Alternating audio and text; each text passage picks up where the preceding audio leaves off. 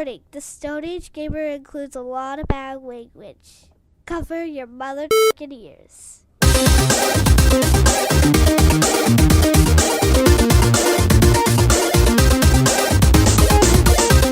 Good evening and welcome to episode 171 of the Stone Age Gamer podcast for the week of October 13th, 2017. I am Kris Randazzo, and joining me as always is, holy crap, you're not Dan Ryan! I'm not! Dan had, what was it, a tonsillectomy? No, a root canal. Dan had like 35 root canals, I think, and he's unconscious in a pit somewhere bleeding while Tiff dances over him laughing. That's impressive. Until she realizes he has no life insurance, and then they're all fucked.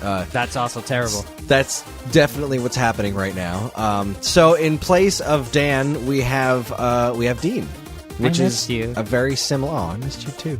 A very similar sounding name. I thought you were going to say a very similar sounding person. I was no. Just laugh hard. No, you don't sound anything like Dan. No, not one bit. All right, so let's see. As part of Kike's 31 Days of Halloween, we were going to do Splatterhouse this week, but since I don't really know Splatterhouse, and Dean doesn't really know Splatterhouse, but Dan does, we're going to push Splatterhouse to next week, and we're going to do this week what I wanted to do next week, which is the Ghosts and Goblins series. Dean and I both have experience with this series, so we're going to talk about it. And before that we go any further, here's your weekly reminder that you can email us at mail@geekade.com. Just include the word Stone Age Gamer in the subject line. You can let us know what you think of our show, what topics you would like us to discuss in the future, or just say hello, because we always want to hear from you, the listener. So, Dean, how are you? I'm good. I've been doing a lot of stuff. I've been buying a lot of games I haven't played. The main game there's two games I've been playing recently. It's Golf Story for the Switch, which is absolutely amazing, and everyone who likes Mario Golf on the Game Boy Color should absolutely buy that, because it's not a carbon copy, but it's got a lot of the good points that made that release of Mario Golf so good. I'm not going to go any more into it because we got a bunch of games to talk about. The other game I've been playing is Nier Automata, and that's... I'm sorry, did you just imply that there's some kind of time limit? I love what you just did. Dan and I won't do that. I'll ask Dan how he's doing, and then he'll talk for like 30 minutes about bullshit before we even get to the main topic. I don't want to talk about fucking Puzzle top Dragons. of things and whatnot. All right. I have my own podcast, so I put a time limit on that pretty often. I've been playing Nier Automata, and it's fun. It's a game about being a robot, and then you realize that maybe you have feelings, and that you're more than just a robot, and then you're killing other robots, and you feel bad about it.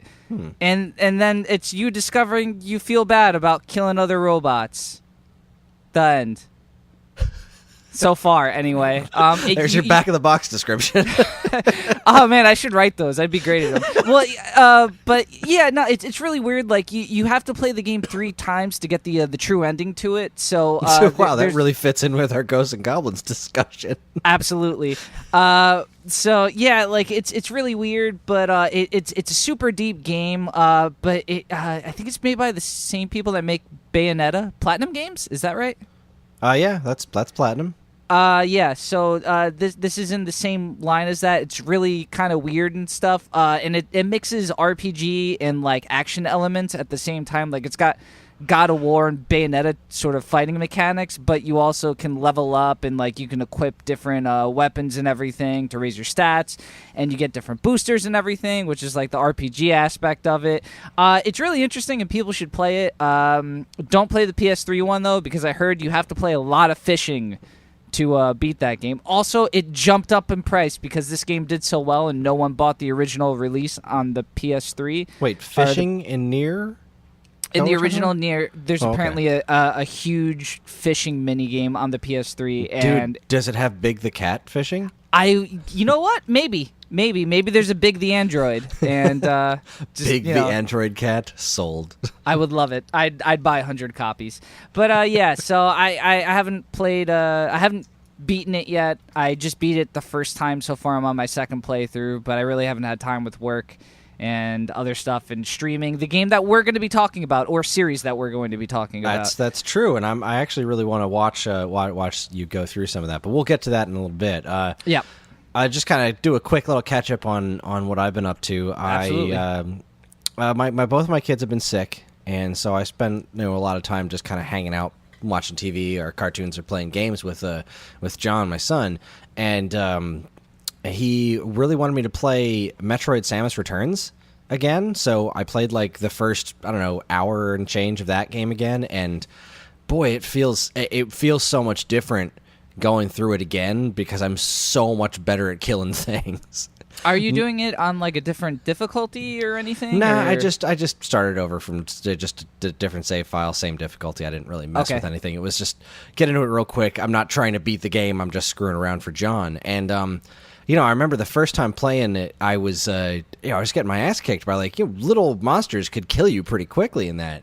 And now I'm just like, I've got it all down. I'm killing guys with and without the counter move like super fast. Like, wow, this game's controls really do feel very good once you really get them, and I got them. I dig it. So, gotta really wish that game was on Switch though. I want to play it on my TV. I am so done with the 3DS as a thing. I just every time I hold it, I just wish I was playing whatever I was playing on it on my Switch, because I like that giant screen and the real buttons and analog sticks, and is what it is. But I've also been playing a lot of Picross S on the Switch. How is that? It's wonderful. It's just more Picross. There's not a lot of crazy stuff in it. Now, the only Picross E that I got on 3DS was the first one, because I just never got around to finishing it, just because I would pick up one like once in a blue moon. I have dove back into that when I'm too lazy to go downstairs and get my Switch. I'll play more of Picross E.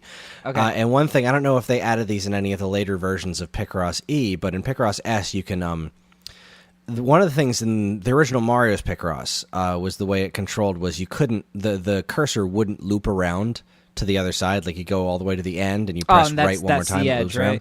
Yeah. That would drive me crazy because I'm so used to playing it where once you hit the edge, it stops. Yeah. You can now change it to do that in the newer version. So you can make it so it won't loop around, which I like. I understand. Like, if I would not want that if I had learned to play it with the looping around, because it does make things faster, but there's something about just scrolling all the way back to the other side that just kind of works for me. So you can mess with the controls a lot. The co-op mode, I mentioned this last week I think on the show, the co-op mode is great.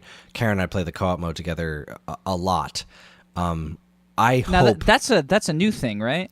I think so. I don't think that was in any of the other versions. It's just two cursors on the same That's kind of cool, though. That's a really chill thing you could do with someone. It's great. Like, we would blow through the puzzles, the two of us playing it together. And I really, really hope with all of my heart that Jupiter cranks out Picross S games the same way they did Picross E games, because they can't be much involved. It's just give me more puzzles. Give me all of the puzzles. 'Cause absolutely, yeah. There is a new mode in this called Mega Picross, which I don't know that I want to screw with it. It uses, like, it'll give you big numbers for like 2 rows at the same time. And it's like, I get it, but that's not I don't really want to challenge myself that hard with the Picrosses. That's not why I play it. It's right. So I don't know. There's no shortage of content in this thing, and it was well worth the $8. But I just want them to keep cranking out more of them, so I know that I will always have Infinite Picross on my Switch. The other thing I did, I picked up Stardew Valley when it came up. How you digging it? I'm not digging it a ton, to be honest with you, but mostly because I've barely had any time to play it. John's not really into it, and so I'll put a little bit of time into it, and that I've played like the first maybe half an hour of the game. I'm on day 3. That's it, and I haven't been able to get past day 3. That's a game like you sit down and it's just like a huge time warp. Like, before you know it, hours go by. But if you don't have the time to put onto it, it's probably not at its best when you play it in short bursts. I can't see that game being all that fantastic. being well, eaten you know that what? way? It's actually not bad in short bursts because that was actually how I played. The first chunk of it was on commercial breaks when my wife and I were watching a show. But the problem is that I'll turn on the Switch and John says, "I want to play Picross," and every time you stop the game, you have to start the day you're in over again. Yeah. So I have played the first 5 minutes of day 3 at least 7 times. And we're like, sick kid wants me to play Splatoon. That's what I'm doing. So I'll get around to Stardew Valley one of these days. But, I mean, it hasn't grabbed me the way Animal Crossing grabbed me, which was like Animal Crossing sucked me in just from the get-go. And this one I bought as a curiosity, and I will put more time into it, but honestly, like, my head is just all in Picross right now. It's all I want to do is play more Picross, which is fun and makes me happy and will keep me sane until Mario Odyssey comes out. Have you seen that commercial? No, I haven't. There is a new Mario Odyssey commercial that is like a live-action dance number, and it is amazing. Yeah, I heard there's like a new song and stuff. Yeah, I do want to check it out. It's the same song for the One Up Girl song, which is super catchy. But it's like it's a CG Mario, and he's dancing with all these like live-action dancers. It's wonderful. It is unbelievably joyous. I'm so stoked for that game. I'm so really excited. I mean, it's less than a month away now, so it's pretty exciting. It's like 2 weeks away or something. It's October 27th? 27th, I think. Jeez, man. That is close. I'm waiting for Bubsy, though. Yeah, I got. When is that? They have it dated as the 31st. I don't know if that's true, though. I'm going to get that game, and I'm not going to have any way to play it. It's just a shit trophy. It's a trophy covered in shit for you. Oh my god! Trick or treat? That's the trick, motherfucker. I wish I had I do. I wish I had a PS4 so that I could play that game. But really, am I going to stop playing Mario Odyssey so I can try Bubsy? I don't friggin' think so. No. And like I've mentioned on the show before, like one of my I had a couple of really big reasons to get a PlayStation 4. Like there were like maybe 4 or 5 games, and one of those was Doom, and now that's coming out on Switch, so it's one less reason. And if by some strange coincidence they port Bubsy to Switch, well, I can just cross that off my list. Hey, one less thing. One less thing to make me plunk down the cash for a PS4. Which, oh well. All right, let's get to our feature topic, eh? Let's be all Canadian, eh? Maple syrup, maple leaves. Toronto. Overalls. Hockey. There we go. We did it. We did it. All right, so we're going to be talking about the Ghosts and Goblins series tonight. And cards on the table, I'm not prepared for this because the show I prepared for tonight was all about Splatterhouse. But when Dan had to cancel, I said, well, I can't do Splatterhouse by myself. And Dean doesn't know Splatterhouse. I can't do it by myself because I don't know Splatterhouse. I know the series, but I've played one of them, and it was the first one, and I played it for maybe a half an hour, and that's it. So that's going to be Dan's he's going to be driving the episode next week, so hopefully he has teeth. So we switch things up, and now we're going to talk about the Ghosts and Goblins series. So hop in our time machines. Let's go back to 1985. The original Ghosts and Goblins hits the arcade and is eventually ported to, according to Wikipedia, Commodore 64, Commodore Amiga, ZX Spectrum, Amstrad CPC, Atari ST, IBM PC compatibles, Commodore 16, Game Boy Color, Game Boy Advance, NES, Xbox, PlayStation, PlayStation 2, PSP, iOS, and Virtual Console. Now, I was a little bored before, so I ended up looking up some of these ports, the console ports, on YouTube. And I checked out the Commodore 16, Commodore 64, and Amiga ports. And my God. Oh, you didn't catch the ZX Spectrum one? No. That one I probably should have first, because I could imagine that probably there's a great weird video. It's let's see if it's actually there. I can't spell. Ghosts and Goblins. This is riveting podcasting right here. The Ghosts and the Goblins and the Goblins. Yeah, all right. So, Gaming History Source, great YouTube channel. They do these Let's Compare series, and they have one of Ghosts and Goblins. and basically they just it's just a video of all the different flavors of Ghosts and Goblins playing in succession. So yeah, it starts arcade. There's the DOS version. Oh boy, there's the ZX Spectrum. Oh, the ZX Spectrum is such a hideous creature. Yeah, I could imagine how bad that would look. It's just like, all right, the trees and Arthur are yellow, and then the leaves and the ground are green, and that's pretty much it. Oh, he looks like he's walking by. Yeah, he just fought the boss, which was on a white background. And, oh my god, it's just, now he's on level 2 and everything's blue. This is beautiful. All right, so Ghosts and Goblins. If by some reason you are not familiar with this series, Ghosts and Goblins, Ghouls and Ghosts goes through a ton of different formats. But you are a knight named Arthur. Your girlfriend, fiance, whatever the hell, gets kidnapped. Princess Prin, or Guinevere, depending on what region. That's the word I'm looking for. There you go. I got you. Gets kidnapped by a demon king, and you go out and fight demons to save her. And the big thing about this game is it's tough as nails. And when you get hit, you lose your armor and run around in your underwear, which is hilarious.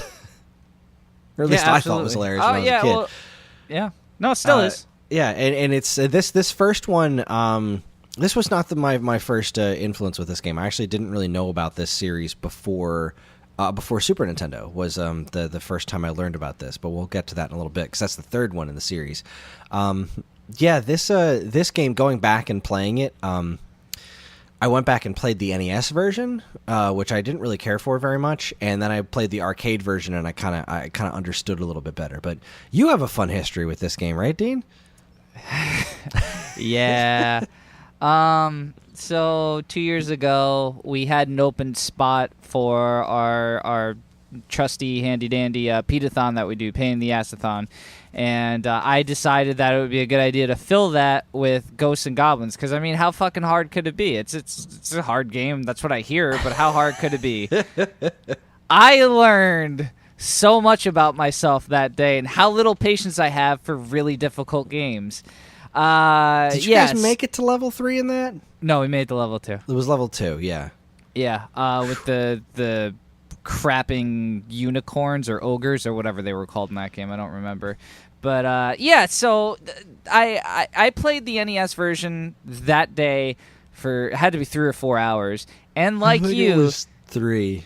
Yeah, and like you, at the end of it, I didn't really appreciate the game anymore because, like, when I was younger, I was told, Ghosts and Goblins is a great game, blah, blah, blah, and you should play it and everything, and I just thought, yeah, all right, sure, I'll get around to it, and I thought the NES one was a good release. It's really not. Like, if you want to really experience this game, the release that you should be looking at is the arcade one, or, what I did see was I also checked out the Saturn release, and that also looks really good. Though I think that's like a Capcom. It's in a collection. Yeah, compilation. it's just it's a Capcom compilation, and it's the arcade version. So yeah, that one looks really nice. Yeah, any port of the arcade version is really what you want to look for. It's on. I think it's up on Xbox Live. I know it's on the Wii Virtual Console, and it's still not it's a very obtuse game. It's hard for the sake of being hard. And it was that you can, quarter eater. Yeah, it was exactly. It was a quarter muncher. It was designed to piss you off and steal your quarters and be hardcore. But it's got a really cool world. It really set up this world. These characters, Arthur is just such a ridiculous character. He's just this very bold knight in shining armor, and then you can run around in strawberry boxers, which they're not hearts, they're strawberries. Strawberries, yeah. I thought it was cool that once you get damaged, your armor just explodes off, and then you're exposed. And then that's it. You're done. Yeah. You're running around your underwear, and then you get hit again, and you're turned into a pile of bones. Yep. The monster designs are so crazy in this. They had a lot of really cool stuff in the game. I remember the end boss is called a unicorn, which I don't know if this is in the arcade game, but I know in the NES port, it doesn't look anything like a unicorn. It looks like a fat pig monster. A big fat dude. Yeah, no, Yeah. He looks. It's this. The NES version is a fairly faithful port. It's like a really old style arcade port. It was just not up to snuff. And later in the NES's life cycle, they could have definitely done a better job. But this was like comparing. It was almost like an Atari 2600 port. Yeah. It wasn't showing off the best of what the NES was capable of visually, and it just feels very simplistic. But there were the Game Boy Color port was essentially the NES port, if I remember correctly. Well, I've never actually played the C64 or any of the other PC type ones, but I've watched the video on that Let's Compare thing, and they just look really, really difficult to play. But it is a classic. It is well worth your time to track down and try to play. Just really either watch that cool comparison video, and if you want to play it, track down the arcade version. That is the Absolutely. one you want to wrap your hands around. That's the best advice anyone could give. Indeed. All right, so let's see. That was 85. Then we fast forward to 1988, and we got a sequel to Ghosts and Goblins, Ghosts and Goblins, called Ghouls and Ghosts. This one came out in the arcades first, I believe.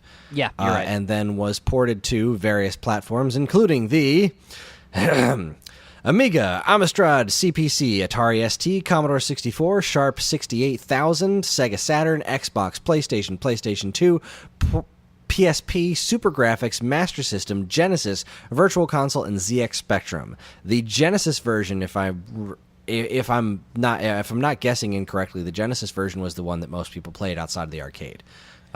Because it was the freaking Sega Genesis, and it was a great port of the arcade game too. It's very, very, very good conversion.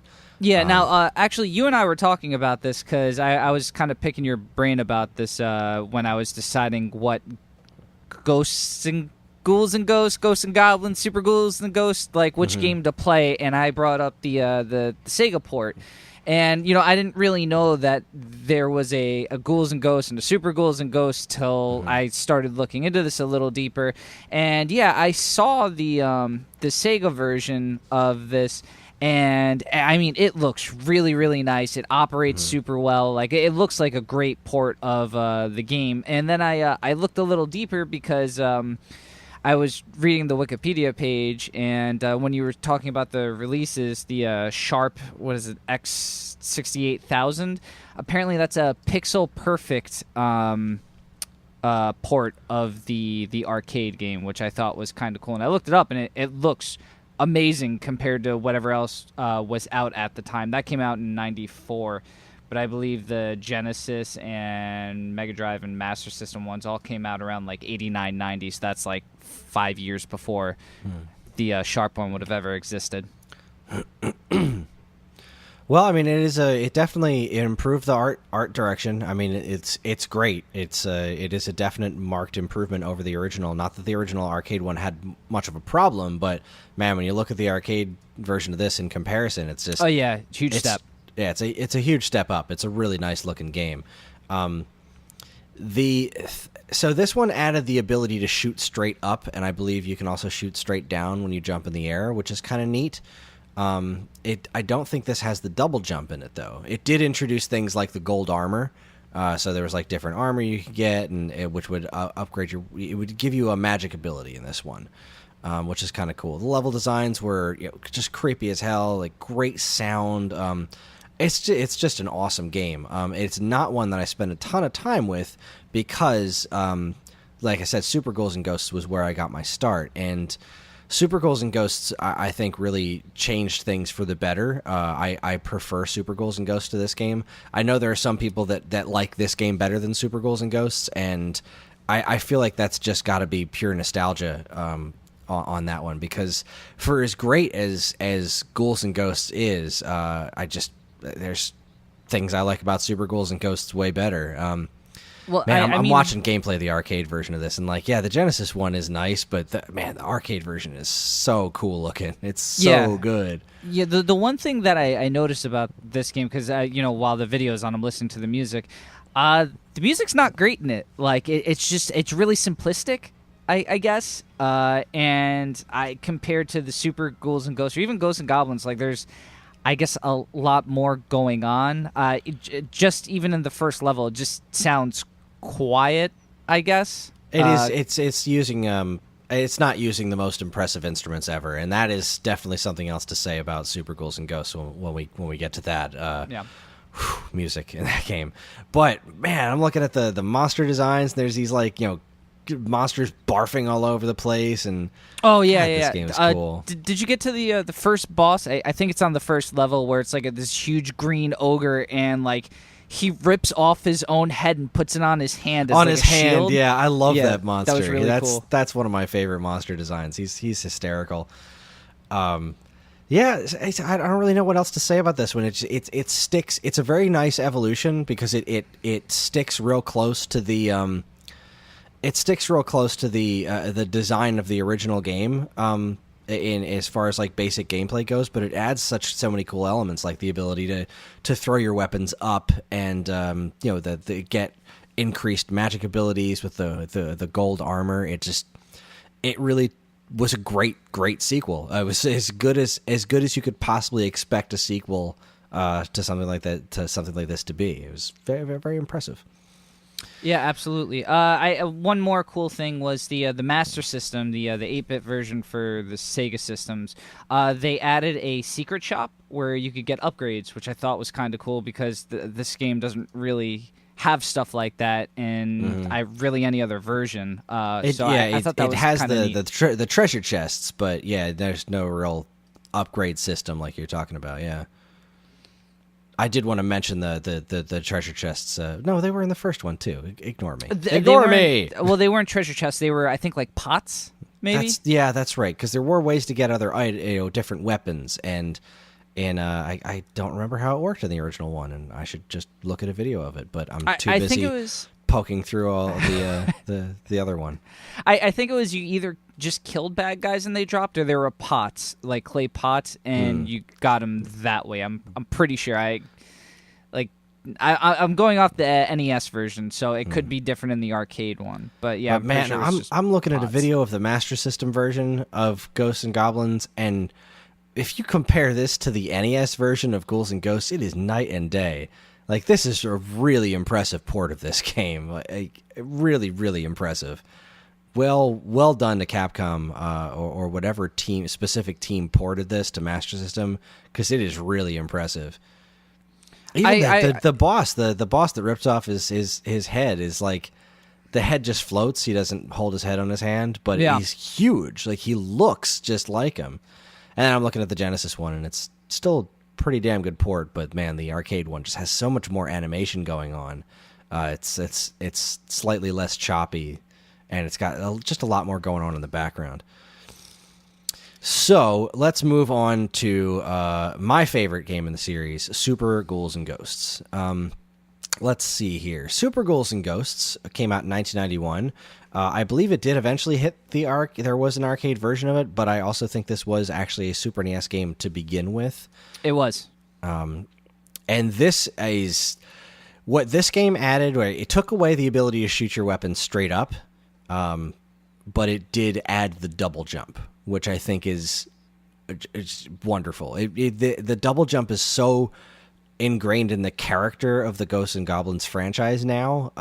It's weird going back and playing the first two where it didn't exist, because the double jump just adds so much to this game, because it's such a unique type of double jump, because it's like in this game it's almost like in the original Castlevania, where when you make a jump you have to commit to that jump, because there's no moving. Yeah, your arc is set.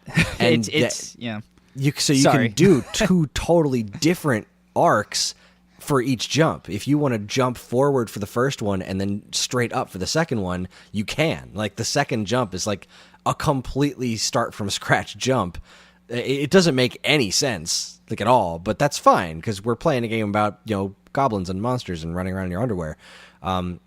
It took the armor system that they started in Ghouls and Ghosts and upgraded it to 3 different types of armor and 2 shields. So you have your regular weapon, and then you can find the hidden treasure chest and get a blue armor, which will make your weapons super special. Then you find another treasure chest that upgrades you to the gold armor, which allows you to use magic. And then after that, you can get a stronger shield. And the other thing that comes out of treasure chests, which I totally forgot to mention in the last one, is the wizard that comes out of the treasure chest and turns you into something. That guy's a fat bag of dicks. I think in Ghouls and Ghosts, it was he turns you into a duck or an old man, and Super Ghouls and Ghosts, he turns you into a baby. Or a woman. Or a woman. Okay, there you go. That's how just a maiden. The baby is hysterical. You just crawl around as a baby for like a minute and hope to not die. It's hysterical. So let's see. Super Ghouls and Ghosts was released in 1991. It was for Super NES, Sega Saturn, PlayStation, PS2, Xbox, Game Boy Advance, which we'll talk about in a minute, PSP, Virtual Console, Xbox Live Arcade, and PlayStation Network. God damn, I love this game. It is still one of the most beautiful Super NES games. The art direction in this game is insane. The level designs are just, they're just gorgeous, and the music is totally next level. The music is unfathomably good in this game. Absolutely. I mean, it's funny because all I'm going to say almost all the first levels have the same theme. I think they all do. I'm pretty sure they all do. At least all the mainline ones. Right. And going up to this point, this is absolutely the best version. It sounds fantastic. It's really full. The pipe organ sound, it's gorgeous. It's wonderful and spooky and eerie, and all the sound effects. Like when you get to that spot halfway through the level and all the skulls are getting barfed out of those giant statue things. Like, I love it. I love it so much.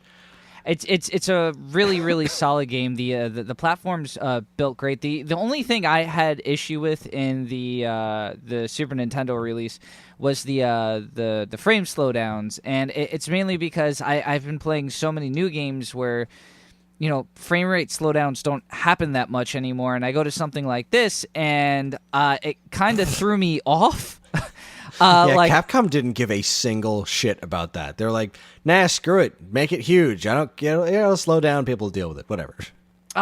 So coming into this, it was a little weird. And on the Super NES Classic port that they made for it, or just ported over, same thing still there. They didn't change a damn thing, which I mean it should be, because I can't even. I would have a weird time playing this game without the slowdown. Without it, right? Because I know where it's going to slow down. I have so much of this game just ingrained into my memory. And this is also a game, I think you have to do this with all of them. I'm not positive, because I've never beaten the other ones. But this game you definitely have to beat twice, and it's. Wow, I played the hell out of this game when I was younger. I just played it so much so that I would be able to beat it. And I remember the first time beating that last boss, and then the girl shows up and it's like, you got to go back and get the goddess bracelet and beat the whole game over again. And I'm like, are you kidding me? It just starts you back at the beginning of the first level, and she's like, you got to find the goddess bracelet. It's the only way you can kill the last boss. I'm like, all right, so I go. You get the treasure chest, and there's the goddess bracelet. I'm like, all right, cool, let's get the goddess bracelet. It is the worst item in the game. What is it? Because I haven't beaten the game at all. So what does it do? All right, so for me, I believe the best item to have in the game is the crossbow. The crossbow is phenomenal. When it's regular, it shoots in the upward diagonal direction, which is great for fighting against the red gargoyles. Oh yeah, and then the upgrade. Oh man. And the upgrade, the homing thing is just wonderful. Yeah. The crossbow is the friggin' item to have, and it's the easiest way to get through the game is having the crossbow. You can also, its magic ability is the treasure chest finder, so you can just power that sucker up and find all the treasure chests and keep armor around in case you get hit. And you're just it's a good item to have. It's a great weapon. The goddess bracelet that they want you to beat this game with is a piece of shit. It throws a really impressive looking fireball that goes a little bit farther than Dan's Gadouken from Street Fighter Alpha.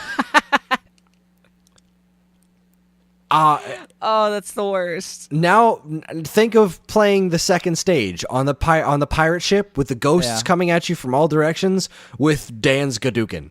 Yeah, no. It's just like, screw you, game. Screw you forever. And so you they can't, basically made it hard mode. Exactly. You then have to go through. Well, I mean, you technically don't have to beat the whole thing with it. You just need to get the goddess bracelet before you get to the last boss.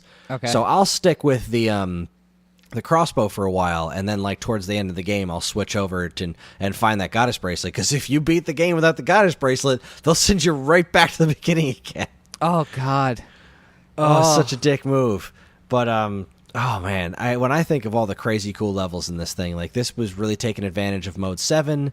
There's like a crazy boss that like Mode 7 spins around you. There's a stage where you'll jump into these little cage things the whole stage is like this gray stuff, this gray brown stuff, and you jump into this little thing and a cage shows up around you, and then the whole stage turns this absolute hideous green and red with these spikes like poking through all the red stuff. Like it's so gross, and it's all wiggling, and the whole stage rotates around like 90 degrees, and then the cage opens back up, and then you got to play part of the stage like where the spikes that were on the floor are now on the wall, and it's so ridiculous. Yeah. And then like after that stage, you go into a hole that's like in this giant creature's intestines, and the whole thing is like every time the monster's walking, the whole stage shifts back and forth, kind of like that opening to Super Metroid, except like way faster.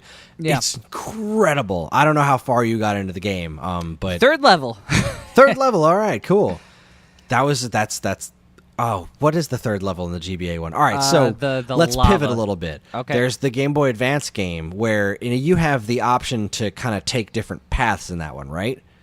I'm doing the this stage. I'm doing the standard mode, so I'm not entirely sure if that's. Oh, an okay, option. all right, yeah. There's this. So the Game Boy Advance one. It's been a while since I've played it, but the GBA one has a couple of different modes, and the one mode just plays like Super Ghouls and Ghosts. But there's another mode that actually mixes things up, where you'll get a choice at the end of levels to go to different stages, and a lot of those stages are stages from the Genesis game, not the Genesis game, from Ghouls and Ghosts, not Super Ghouls and Ghosts, which is so cool. Yeah, yeah, absolutely. I really would love them to port this. I wish there was like a newer version of this, because the only gripe I have with the GBA one is, one, the sound isn't quite as good as the Super Nintendo one, and two, the screen cropping that happens with the weird aspect ratio of GBA games. But all in all, it's really a really interesting port of this game. Contra did a similar thing on the GBA, where you could play Contra the Alien Wars EX. They didn't have the Mode 7 top view levels in it, so they replaced them with levels from the Sega Genesis game Contra Hardcore, which was super awesome. Oh, okay, that is cool. Yeah, and it's neat playing through those stages as Bill and Lance instead of the other like Wolf character or whatever the hell was in the Contra Hardcore. And it's similar playing Super Ghouls and Ghosts, playing Ghouls and Ghosts levels with a double jump and without the ability to shoot your weapons straight up. So it's a really interesting port. I love that they didn't just straight up port the game; they actually added something new to it, and I love it when they do stuff like that. Like Super Mario Brothers Deluxe, which was just in the Nintendo World Championships. Man, I loved playing that 2-player mode with people. It was so fun seeing that being played again, because I used to play the heck out of that. I loved the 2-player mode in that game. Yeah, I watched a little bit of that, and I was like, wow, that is neat. And I mean, we were also really happy with the outcome. So I mean, yes, we were. Yes, we were.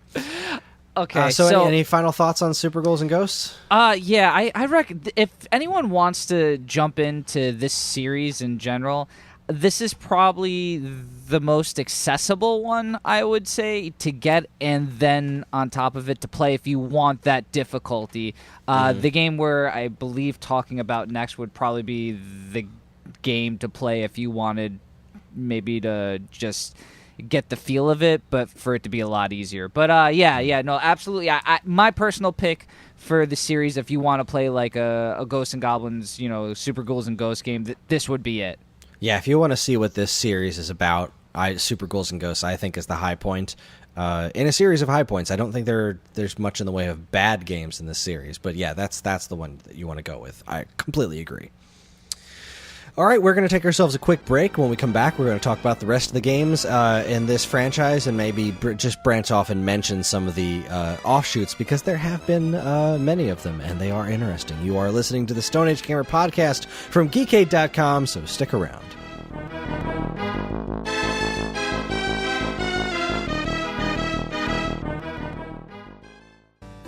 And now, here's a look at some of the other original content available right now at Geekade.com.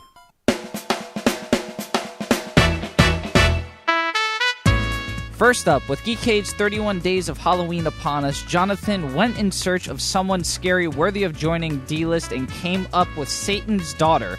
Satana has graced the pages of Marvel Comics since the 70s, teaming up with various heroes and testing her allegiance to her father by walking the line between good and evil. Find out all about her in this month's spooky installment of Welcome to the D-List, Satana.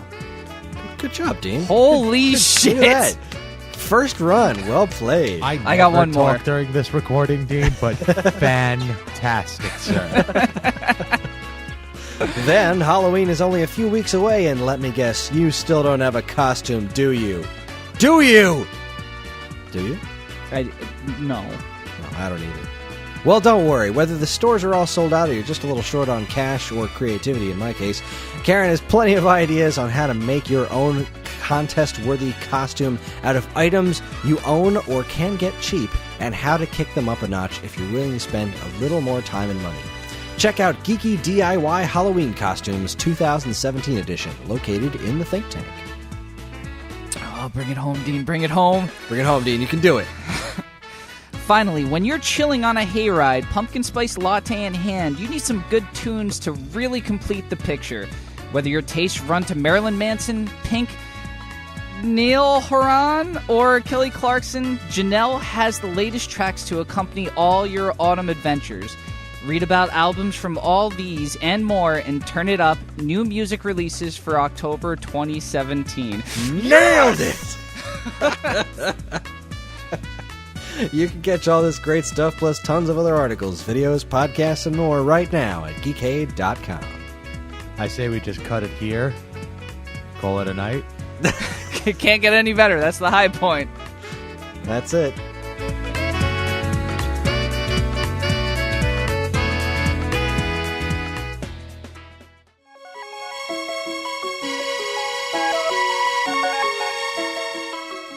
And we are back.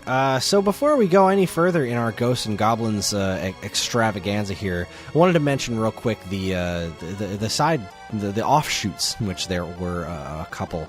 Primarily, I wanted to talk about the two major ones. Like, there were two actual series that kind of jumped out of this. Like, there was a bunch of weird, like, puzzle games and stuff that popped out of it. But really, you had two major offshoots. You had the Gargoyles Quest series and the Maximo series. Gargoyles Quest I have more familiarity with. That's the first one was on Game Boy, second one was on NES, and then I believe there was a port of it to the Game Boy, and then the third one was on Super Nintendo, which is Demon's Crest, which is freaking rad. So the first one, Gargoyles Quest, black and white Game Boy, you play as the gargoyle that you hate. If you've ever played one of these games, you hate these friggin' red gargoyles, and in this game you play as him, and it is awesome. I was mentioning to Dean earlier that you've never played any of these games, right? Like, you pretty much just discovered that these exist right now. Yeah, and it's pretty amazing to me that you play as the bad guy from the previous iterations of these games. So I'm super happy to check these out in my spare time. Oh yeah, you've got to give these a try. So I mentioned, but I asked Dean if he had played Mutant Mudds because Mutant Mudds, Mutant Mudds is this great 3DS and I guess everything else in the world game. It's from Renegade Kid, who is the part of Renegade Kid that split off is now a TUI, who did Chicken Wiggle. They did Mutant Mudds. It's a really, really cool game, and Mutant Mudds is a cross between Gargoyles Quest and Virtual Boy Wario Land. So the character himself controls very similar to the way Firebrand controls in Gargoyles Quest, where you jump and you press the kind of float button and he floats a little bit and then lands, and it's also kind of shoots fire the same way, the little dude shoots his gun in Mutant Mudds.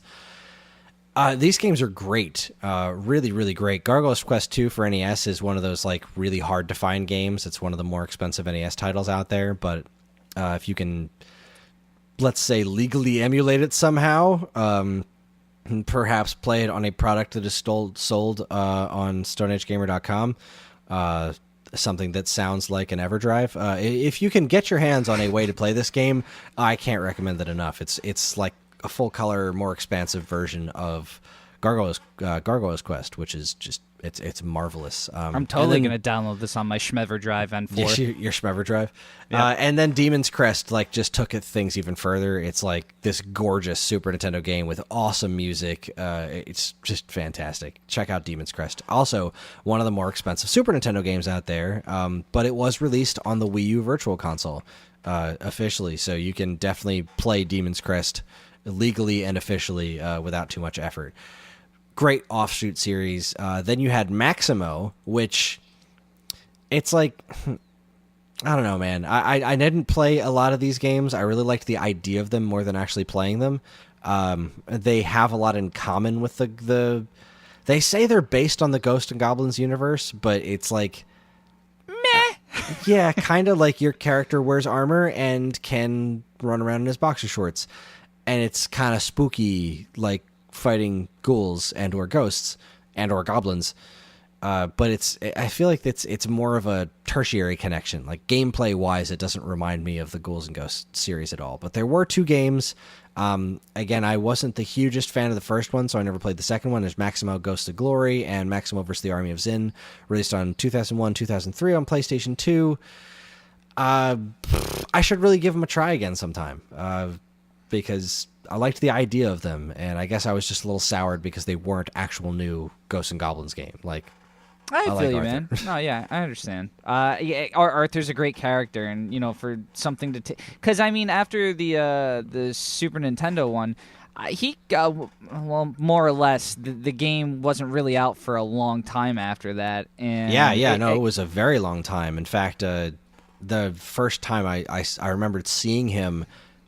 Since then, that really excited me was as an assist character in the first Marvel vs. Capcom. Oh, that was pretty cool. And I was like, hey, he comes out and throws a couple of lances and then gets hit and runs away. That's hilarious. But I wished that he was a playable character, but it was really cool to see him in there. And then it was, all of the MVC 3 when they actually finally made him a playable character, which was really cool. So, yeah, there you go. Offshoots.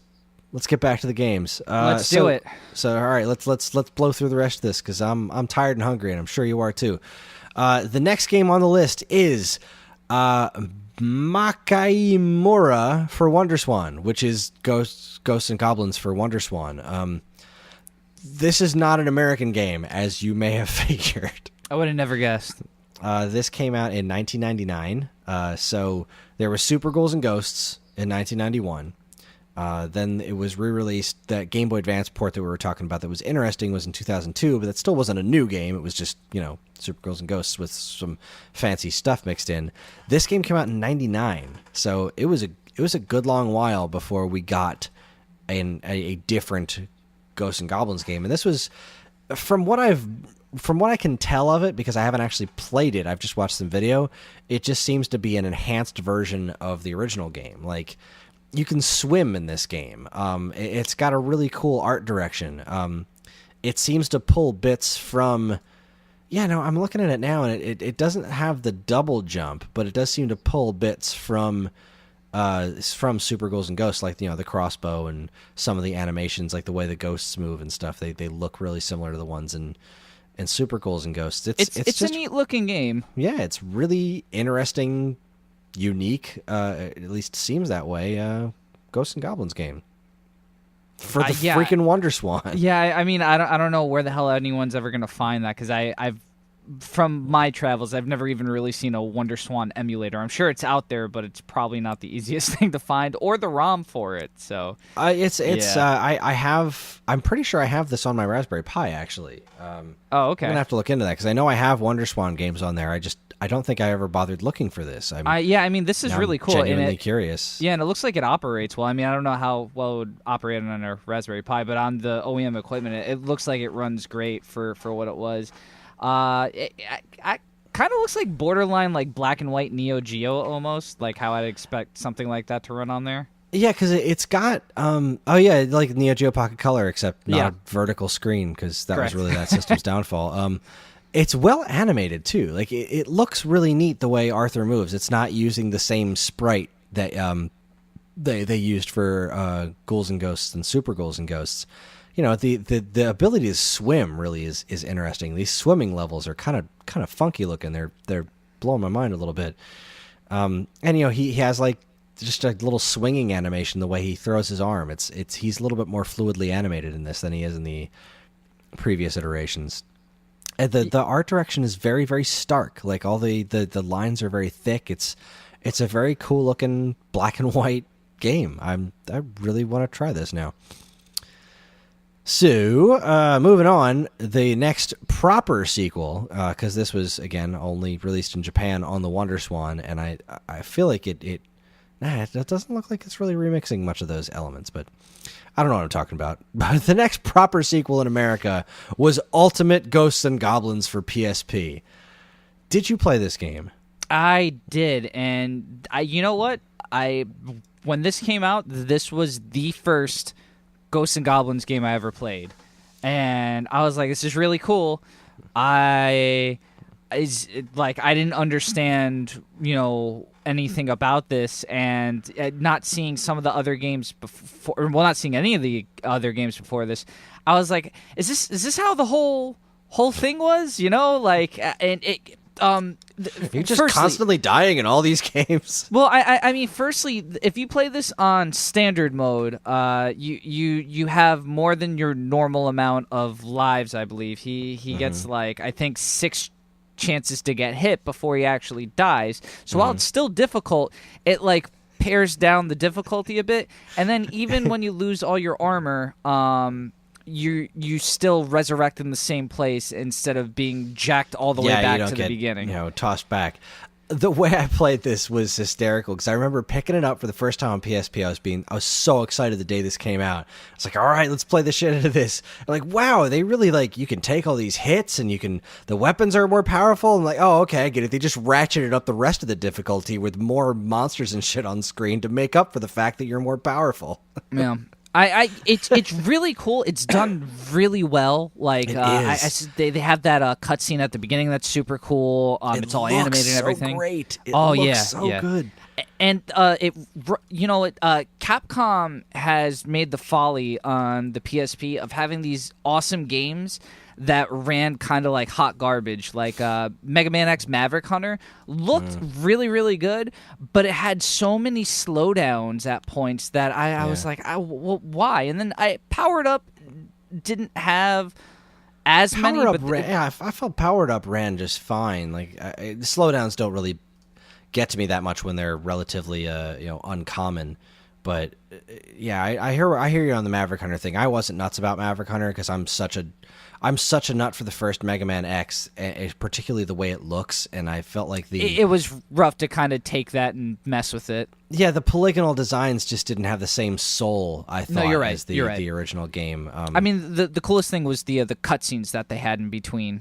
Yeah, it was kind of neat. But man, I'm looking at the polygonal design, and I'm watching a gameplay video of Ultimate Ghosts and Goblins on PSP. Oh, this totally blew everything else out of the order as far as so graphics. Cool looking. It's kind of dated by today's standards, but the art direction on this is so in line with the previous entries in the series. Even all polygonal like this, it really matched up with the way, the shape of the leaves and the trees and the funky faces and stuff. It's such a really cool game. I want them to do an HD remake of this. I really want to play this on my TV. Oh, this would be fantastic. And I mean, this was at a time when portable 3D games like this didn't really exist before this. You had the Nintendo DS, which was the main competitor to this, and you couldn't get anything on the DS like this. Having this amount of graphics in your hand and power was so amazing. It's just kind of shitty the PSP didn't do better. I think it's because Capcom was one of the only people that were just genuinely killing it with the PSP.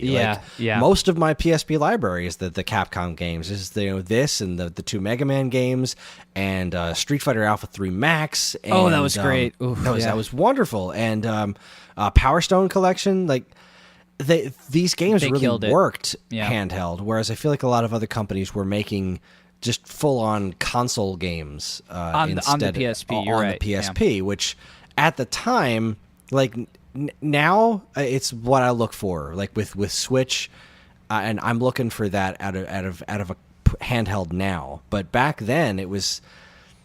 I think it was just because of the general nature of the way handhelds were back then. Like I just didn't really want. I didn't want the full console experience on the go. And I think that's one of the things that works well with the Switch is that while it is the full handheld experience on the go, it is also the full experience. The full console experience on the go. It is also sit on your and play it on your TV. So it's kind of the best You have of both that worlds. option. Right. Yeah, exactly. And the PSP That's did what makes it eventually cool. get that like cable you could plug in, but it didn't look or function all that great. From what I remember, it was just standard definition. Yeah, it was just you know. standard definition, and even then, it just didn't. It never looked right. Right. I remember trying to play Street Fighter Alpha 3 Max that way, and it just never really sat right with me. And I don't know, man. I feel like this is such a cool game. This is Ultimate Ghosts and Goblins is such a cool game, and I really want to put more time into it. But it is essentially trapped on the PSP, which is kind of my problem with it, and one of the reasons I haven't put more time into it, because my PSP, my battery's exploded, so I don't have any way to play my PSP games right now until I go out and buy a new battery for PSP. And really, do I want to spend the money on that? Because as much as I want to play this game, I don't think I want to play it enough to spend money on a new battery for it. And to play it on a PSP, you know, again, exactly. It's, Like it's it just is going backwards. It is a gorgeous screen. It is like the PSP is a great system, but you know I have a Vita and I have a Switch, and for some reason, sometimes going back, especially to things around this generation, is just kind of tough. And I do love the PSP. I think it was like as a system, it was really great. The UMD was a terrible choice. That was its major downfall, man. You worked at, did you work at GameStop or any game store I was during working this? at Game Crazy during this time, Did and I you- can't even begin to tell you how many yeah. people brought the discs from the inside the UMD and said, "How do I put this on my PSP?" Yeah, and it's like, well, you broke it, so congrats. Yeah. I'd people Now trade you them. don't put it in your PSP. You just Yeah. don't. It's I over. remember people would try and trade them in, and the cases would be cracked because the way they were held in was there's a tab on the top and a tab on the bottom, and it would catch on the hinge of the game where it was put together, where the two halves were pressed together. Yeah, the seam, and the seam was the cheapest seam in the history of anything. It was just Yep. they would come apart when you looked at them funny. Like Yeah, it would rip the game apart, and then it was almost broken anyway. Essentially, by the time someone traded it in, but Yeah. no, it really sucked. That was the biggest downfall of the system, was the media that this stuff was on, because Yeah. eventually they're just gonna break, and you can't do anything about it. yeah, pretty much. I mean, look, I like I love the time I spent with my PSP, but Absolutely, I can agree with I you there. really wish that at the very least the Capcom games weren't really trapped on that system. And maybe they're not. Maybe I just don't know any better. Maybe they're all available on the PlayStation Network and I can play them on my TV if I had a PlayStation 4, but I would have to ask Dan that because he's a resident PlayStation guru. It just says on here PlayStation Portable, and I mean they're pretty. Wikipedia is pretty quick on updating most things, so I'd have to imagine if this was on something else, we'd probably have seen it already. Yeah, probably. Or if you were able to buy it on the PlayStation Network and play it on TV, because I feel like there was ability to buy Maverick Hunter on the PlayStation Network. I don't know if it was like on PS3 compatible or what, but I know you could get that like on Vita, but just not Powered Up for some reason, which I thought was the better game. But I loved Powered Up. Powered Up was great. yeah, Powered Up was awesome. All right, we're way off kilter here. All right, so to kind of wrap things up here, this is we're not going to go out on a high point. I'm not going to say these last two games are bad because I've never played them, but I cannot imagine they're fantastic. In 2009, we got Ghosts and Goblins Gold Knights for iOS. And then in 2010, we got Gold Knights 2, also for iOS. I cannot imagine a world where playing a Ghosts and Goblins game with a digital D-pad and buttons is any kind of good time. It was a long time ago. Well, I mean, for gaming, it was a long time ago. So this was iPhone 4 maybe. Regardless, It was pretty early, yeah. It was a time when a lot of peripherals and stuff didn't exist, or other ways to maybe control this, and so everything was on the screen. So this is what they thought would be in and would work. And from some of the reviews that I read, I've heard that these games were pretty responsive on whatever fucking iPhone or iOS device that they were playing on. But the games looked really dark, and the graphics didn't look great. They just looked okay. So they seem to be based on the engine for Ultimate Ghosts and Goblins, yeah. But I'm watching a video of it right now, and the buttons take up like half the play field, which is that's ridiculous. The problem. Yeah, like everyone said it was responsive, but if you have your hands over the graphics, what the hell's the point? Yeah. Wow. Yeah. This. No, I cannot imagine playing this. So I'm watching video for the first one. If I remember correctly, the second one was a marked improvement in the graphics department. Like, it just looked and ran way better. Yeah, it's much faster. I'm looking at it right now. It's considerably faster. It's still ugly. It's not great. It looked very dark and muddy. These are original Ghosts and Goblins games. Yep. I'm sad that these are iPhone games and that there's no option to play these on a game console, because that would be pretty swell. Because they don't look like badly designed games, but geez, Ghosts and Goblins is such a precise thing. It's they are hardcore games that require precision platforming and action and. Man, playing them on a digital, that's gotta be awful.